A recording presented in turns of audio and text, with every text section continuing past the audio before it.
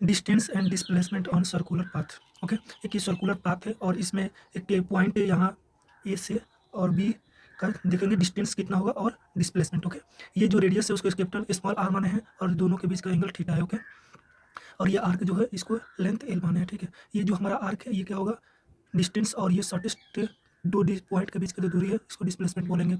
तो ये से अगर हमको डिस्टेंस निकालना होगा तो ये रेडियस और इस एंगल को जब मल्टीप्लाई कर देंगे तो डिस्टेंस हमारा निकल जाएगा। वही डिस्प्लेसमेंट की अगर बात करते हैं तो यहाँ से इसके मतलब यहाँ पर कंपोनेंट्स तोड़ेंगे तो इसके कंपोनेंट का कॉस हो जाएगा, यहाँ पर ये क्या हो जाएगा साइन हो जाएगा, तो आर साइन थीटा बाई 2 टूट जाएगा। यहाँ से ये परपेंडिकुलर ये एंगल ऑफ बाइसेक्टर है। ओके, इसलिए इस थीटा को डिवाइड कर दिया है इक्वल पार्ट में थीटा बाई 2 से। ओके, इसको हम जब ब्रेक किए हैं component R sine theta by 2 हो गया, जब इसको ब्रेक किए तो आर साइन थीटा बाई 2 हो गया, क्योंकि ये भी रेडियस है ये आर है। ठीक है, तो डिस्प्लेसमेंट ये हो गया हमारा, तो इसको हम जोड़ेंगे, फिर ऐड किया है डिस्प्लेसमेंट को R sine theta by 2 plus R sine theta by 2, तो डिस्प्लेसमेंट आ गया 2 R sine theta by 2। Okay,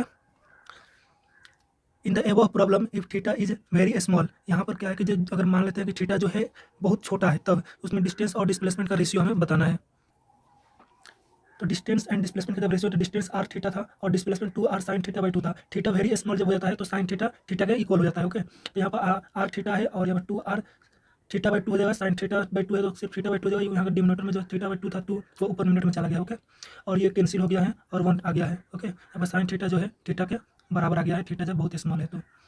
note में एक बात बता दें कि theta is very small then sine theta equal to tan theta होता है, और कॉस थीटा क्या होता है 1 के बराबर होता है। जब थीटा इक्वल टू मतलब थीटा बहुत छोटा रहेगा तब होता है ऐसा।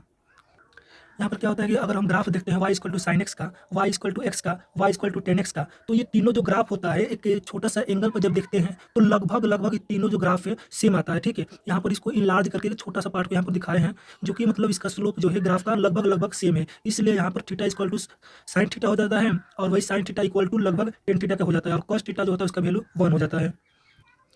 एवरेज वेलोसिटी की बात करते हैं तो change in position with respect to time, average velocity change in position by change in time. ये फाइनल पोजीशन है माइनस इनिशियल, और यहाँ final time minus initial time किया है तो del x by del t आ गया है। ओके, ये हो गया average velocity. Average speed when a particles moves with different uniform speed v1 v2 v3 dot dot vn in different speed interval t1 t2 t3 dot dot tn respectively, its average speed over the total time of journey is given as। तो यहाँ पर जो particles हैं वे travel कर रहे हैं, मतलब कि जो मूव्स कर रहे हैं मतलब डिफरेंट यूनिफॉर्म स्पीड से, मतलब एक पार्टिकल है उसका v1 स्पीड है, एक पार्टिकल और है उसका v2 स्पीड है, और एक और पार्टिकल उसका v3, एक और भी पार्टिकल का v4 है। इस तरह से मतलब पार्टिकल्स हैं जिसका स्पीड ये दिया हुआ है और यूनिफॉर्म स्पीड से जो कि मूव कर रहे हैं इन डिफरेंट टाइम इंटरवल, मतलब कि जो सबका टाइम इंटरवल अलग अलग है। जैसे v1 है तो उसके लिए टाइम क्या है t1 है, v2 है उसके लिए टाइम t2 है, इस तरह से रिस्पेक्टिवली। और फिर उसका पूछ रहा है कि इसमें एवरेज स्पीड क्या होता है, इसका एवरेज स्पीड इक्वल टू होता है total distance covered by total time taken, इतना होता है एवरेज स्पीड। अब टोटल डिस्टेंस की बात है, टोटल डिस्टेंस तो डिस्टेंस स्पीड इंटू टाइम करते हैं तो डिस्टेंस आ जाएगा। तो जो पार्टिकल पहला वाला है तो उसका डिस्टेंस क्या हो गया, तो उसका हो गया कि v1 इंटू टी वन, दूसरा पार्टिकल्स उसका वेलोसिटी और टाइम से मल्टीप्लाई कर देंगे, उसका तीसरा है तो उसका भी तीसरा का वेलोसिटी और उसका टाइम से मल्टीप्लाई कर देंगे। ठीक है, इस तरह से उसका डिस्टेंस आ जाएगा टोटल, और टोटल टाइम जो है टोटल जो टाइम जो होगा t1 प्लस t2 t3 मतलब सम कर देंगे टाइम का। ठीक है, तो इस तरह से हमारा क्या जाएगा एवरेज स्पीड हमारा आ जाएगा। ठीक है,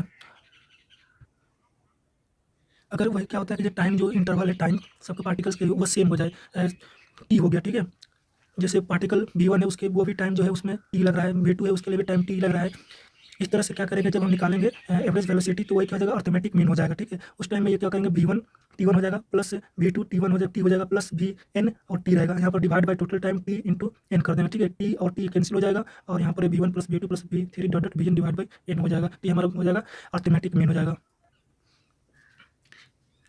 अगर क्या होता है if a particles travel distance s1 s2 s3 its etc with speed v1 v2 v3 etc respectively in the same direction, then कोई मतलब पार्टिकल्स है तो वे पहला डिस्टेंस s1 किया है, एक और पार्टिकल जो s2 है, एक और पार्टिकल जो s3 इस तरह से, और उसका पहला वाला जो पार्टिकल है था उसका v1 वेलोसिटी है और दूसरा जो वाला v2 है और तीसरा जो है मान लीजिए तो v3 है वेलोसिटी, इस तरह से है। तो कह रहा है कि बताइए कि जो उसका एवरेज स्पीड क्या होती है, average speed equal to total distance लेंगे तो s1 प्लस s2 s3 कर देंगे divide total time, time equal to क्या करेंगे तो टाइम को s1 डिस्टेंस बाई स्पीड कर दिया। ठीक है, time equal to s1 by v1 plus s2 by v2 plus s3 by v3 कर दिया। ठीक है, इफ s1 s2 s3 जो है वह इक्वल है, एक दूसरे के इक्वल है, एस मान लेते हैं अगर, तो body covers equal distance with different speed, मतलब बॉडी जो है इक्वल डिस्टेंस ट्रेवल कर रहा है, लेकिन अलग अलग सबका स्पीड अलग है, लेकिन डिस्टेंस जो है सब इक्वल कर रहे हैं, ठीक है। उस टाइम में क्या होगा, एवरेज स्पीड जो होता है हार्मोनिक मीन बन जाता है, ठीक है। एवरेज स्पीड हार्मोनिक मीन हो जाता है, ठीक है।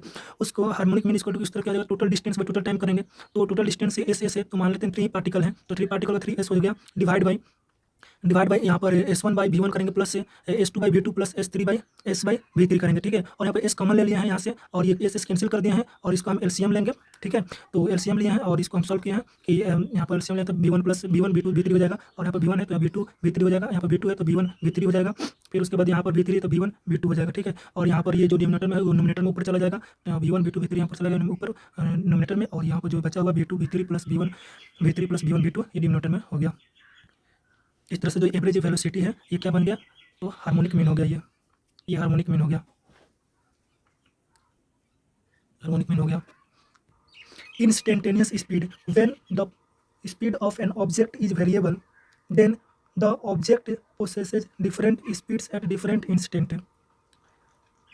ऑब्जेक्ट जो भी है, जो कोई ऑब्जेक्ट है और उसका, जब कोई ऑब्जेक्ट है और उसका स्पीड जो है वेरिएबल दिया हुआ है, और इसको अगर पता करना हो कि मतलब जैसे कि कोई एक इंस्टेंट पर उसका क्या स्पीड है, तो इस तरह से हम इसको फाइंड कर सकते हैं इंस्टेंटेनियस स्पीड से। और यहाँ पर ये जो बता रहा है कि defined as the limit of average speed as the time interval at a given time instant of time becomes infinitesimally infinitesimally small. It means that कि मान लेते हैं कि अगर एवरेज स्पीड यहाँ पर है, तो ये जो है delta S by delta T, ठीक है। इसको मतलब कि जब ये क्या हो जाएगा ना कि जो टाइम है वो लगभग दोनों के डेल्टा टी, मतलब डिफरेंस जो होगा टाइम का इनिशियल और फाइनल लमसम एकदम नियर टू एकदम जीरो हो जाएगा, तो उस टाइम क्या हो जाएगा कि जो इंस्टेंट जो होगा वह उस टाइम को हम मतलब उस इंस्टेंट पर जो स्पीड होगा उसको हम क्या बोलेंगे, इंस्टेंटेनियस स्पीड बोलेंगे, और DS बाई DT को रिप्रेजेंट कर देते हैं इंस्टेंटेनियस स्पीड को।